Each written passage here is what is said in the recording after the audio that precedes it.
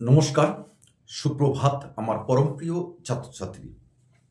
আজকে আমরা আলোচনা করব পশ্চিমবঙ্গ উচ্চ মাধ্যমিক শিক্ষা সংসদের রাষ্ট্রবিজ্ঞানের একটি অন্যতম অধ্যায় সরকারের বিভিন্ন রূপ এবং এই সিলেবাসটি বর্তমানে প্রথম সেমিস্টারে ক্যালকাটা ইউনিভার্সিটি এবং ওয়েস্ট বেঙ্গল ইউনিভার্সিটির অন্তর্গত। আর সেটা হলো আমাদের ডেমোক্রেসি। What is democracy? আমরা গতকাল ক্লাসে আমরা আলোচনা করেছি এবং গণতন্ত্রের সপক্ষে যুক্তিগুলি কি সেটাও কিন্তু আমরা আলোচনা করেছি। তো আজকে আমরা আলোচনা করব গণতন্ত্রের বিপক্ষে যে যুক্তিগুলো আছে সেগুলি আলোচনা। তা সেই আলোচনা করার আগে তোমাদেরকে আমরা বলে রাখি, আমরা ইতিমধ্যেই শেষের কবিতা সুন্দরবন অর্থাৎ শেষের কবিতা পাঠকেন্দ্র স্টাডিজ সেন্টার হিঙ্গলগঞ্জ ছাড়িয়ে আমরা নিউ ব্যারাকপুরে আমরা স্থাপন করেছি ছাত্রছাত্রীদের আহ্বানে। যদি তোমাদের কোনো রকমভাবে সহযোগিতার প্রয়োজন হয়, তোমরা নিউ ব্যারাকপুর স্টাডি সেন্টারে মহাজাতি পরিষদের ঠিক সামনে আমাদের স্টাডি সেন্টার, প্রতি রবিবার আমি সেখানে থাকি, তোমরা সেখানে আসতে পারো।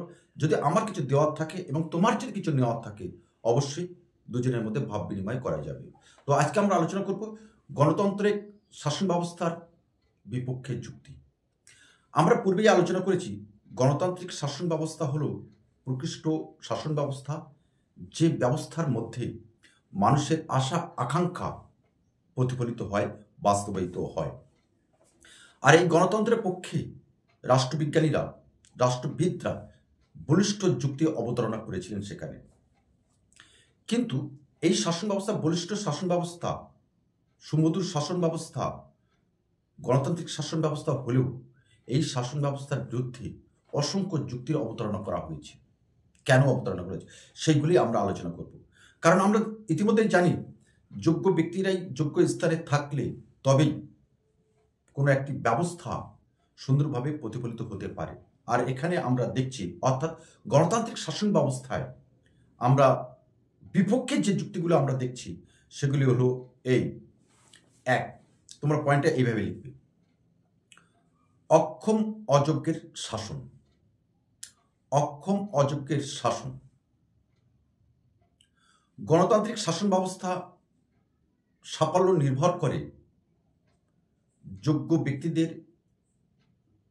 উপস্থিতিতে। কিন্তু এই গণতান্ত্রিক শাসন ব্যবস্থায় যেহেতু নেতৃত্বরা ভোটের মধ্য দিয়ে তারা নির্বাচিত হন, সেহেতু এখানে শিক্ষা দীক্ষা থেকে সংখ্যার উপর বেশি গুরুত্ব আরোপ করা হয়। অর্থাৎ এখানে নেতৃত্ববৃন্দের যোগ্যতা কিন্তু ভীষণ কম থাকে এবং যোগ্যতা কম থাকার ফলে তাদের দক্ষতাও কিন্তু নিম্নমানের এবং নিম্ন মনের। ফলে অযোগ্যতা এই শাসন ব্যবস্থাকে ভেঙে ছারখার করে দেয়। দ্বিতীয় পয়েন্টে আমরা লিখব নিম্ন স্তরের নেতৃত্ব। আমরা প্রথম পয়েন্টে আমরা আলোচনা করেছি গণতান্ত্রিক শাসন ব্যবস্থায় যেহেতু অশিক্ষিত, অজ্ঞ, নিম্নমানের মানুষ এখানে নির্বাচিত হন। সবই যে নিম্নমানের তা নয়, বেশ ভালো সংখ্যক মানুষ নিম্নমানের হয় এবং নিম্নমানের হয় যাদের মধ্যে শিক্ষা দীক্ষা থাকে না। আর শিক্ষা দীক্ষা থাকে না বলে তাদের গণতান্ত্রিক চিন্তা চেতনা ভাব ধারণা তাদের মনের মধ্যে থাকে না। আর মনের মধ্যে না থাকলে পরে সেগুলো সংসদের মধ্যে, বিধানসভার মধ্যে এবং রাষ্ট্রের মধ্যে সেগুলো প্রতিফলিত হতে পারে না। আর অজ্ঞ ব্যক্তি নেতৃত্ব লাভ ঘটে বলে এখানে তাদের মধ্যে দক্ষতা এবং জ্ঞান থাকে না বলে গণতন্ত্র অত্যন্ত দুর্বল হয়ে পড়ে। সুতরাং এই শাসন ব্যবস্থা মোটেই কাম্য নয়। তৃতীয়ত আমরা যেটা লিখব স্বাধীনতার প্রতিবন্ধকতা। গণতন্ত্র হলো সংখ্যাগরিষ্ঠের শাসন, আমরা পূর্বেই বলেছি। আর সংখ্যাগরিষ্ঠ শাসন হওয়ার ফলে এখানে যারা নির্বাচিত হন তারা অধিকাংশই অশিক্ষিত, অজ্ঞ ব্যক্তিসমূহ। আর অশিক্ষিত, অজ্ঞ হওয়ার কারণে এই ধরনের নেতৃত্ববৃন্দ স্বাধীনতার প্রকৃত তাৎপর্য অনুভব করতে পারে না। আর অনুভব করতে পারে না বলে তা কখনোই রাষ্ট্রের মধ্যে সেটা প্রতিফলিত হয় না। আর এই ধরনের মানুষ যারা অশিক্ষিত, অজ্ঞ, তারা সকল সময় মানুষকে, ভোটারকে সর্বদা একটা সন্দেহের চোখে দেখে, আর সেই সন্দেহ কখনো কখনো তাদেরকে বিপদ ডেকে আনে। এদিক থেকে বিচার করলে এই গণতান্ত্রিক শাসন ব্যবস্থা কখনোই কাম্য হতে পারে না। 4 নম্বর আলোচনা করব আমরা শিল্প, সাহিত্য, বিজ্ঞানের পরিপন্থী। গণতান্ত্রিক শাসন ব্যবস্থা শিল্প, কলা, ধর্ম, বিজ্ঞানের পরিপন্থী। কেন? যেহেতু এই শাসন ব্যবস্থায় একটা বিশেষ সংখ্যার উপরে নজর দেওয়া হয়, লক্ষ্য রাখা হয়, সংখ্যাগরিষ্ঠতা থেকে লক্ষ্য রাখা হয়, সেহেতু এখানে রাজনৈতিক চেতনা সম্পন্ন মানুষ অপেক্ষা অনেক সেলিব্রিটি এখানে প্রাধান্য পায়। আর এই সেলিব্রিটির এখানে প্রাধান্য পাওয়ার ফলে তারা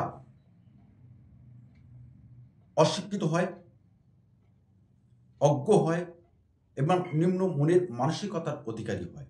আমরা বিভিন্ন সমাজ মাধ্যমে সেটা দেখলেই কিন্তু আমরা বুঝতে পারি। আর এই নিম্ন মনের এবং নিম্ন মানের হওয়ার কারণে তাদের মধ্যে শিল্প, সাহিত্য, কলা, ধর্ম এবং বিজ্ঞান এগুলো কিন্তু তারা অর্থ এরা বুঝতে পারে না।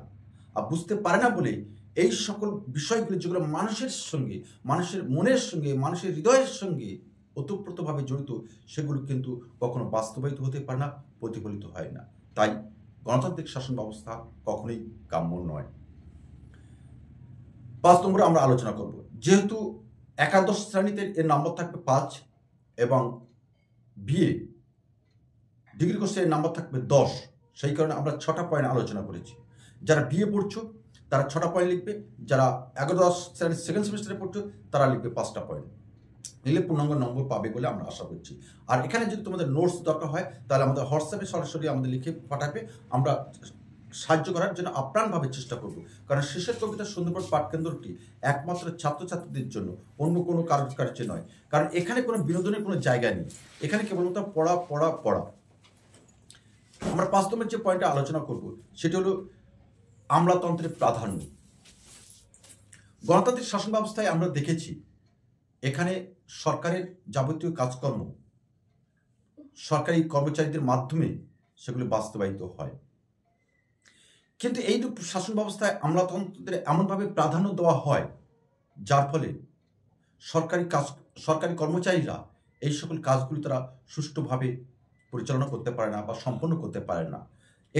কারণ এখানে আমলাদের নির্দেশে কিন্তু সমস্ত কাজ পরিচালিত হতে হয়।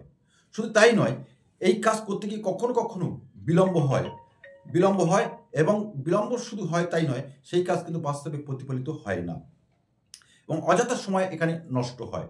সেই কারণে গণতান্ত্রিক শাসন ব্যবস্থা কখনোই কাম্য নয়। সর্বশেষ আমরা শেষ পয়েন্টটা বলে, জাতীয় সংকটের উপযুক্ত নয়। আমরা যেহেতু আগেই বলেছি গণতান্ত্রিক শাসন ব্যবস্থা হলো সংখ্যাগরিষ্ঠের শাসন, আর এই শাসন ব্যবস্থায় কোনো কিছু নিয়ন্ত্রণ করতে হলে, কোনো কিছু বাস্তবে প্রতিফলিত করতে হলে আমাদের বিশেষ পদ্ধতি অবলম্বন করতে হয় সংবিধান অনুসারে। আর এই বিশেষ পদ্ধতি অবলম্বন করতে গিয়ে আমাদের কিন্তু অনেকটা সময় কেটে যায়, নষ্ট হয়, যার ফলে বহিঃশক্তিরা বা তাৎক্ষণিক কোনো সমস্যার সমাধান কিন্তু আমরা করে উঠতে পারি না।